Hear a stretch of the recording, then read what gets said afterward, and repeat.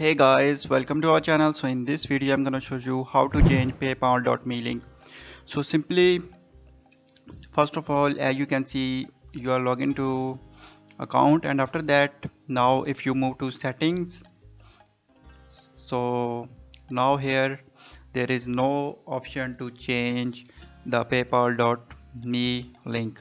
So once you create the paypal.me name link, so simply you cannot change it.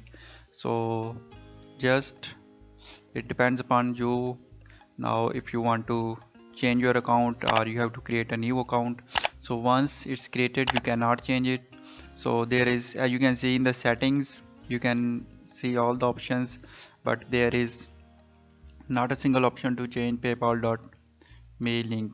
So as you can see here, we will click on manage, and after that you will move to next page.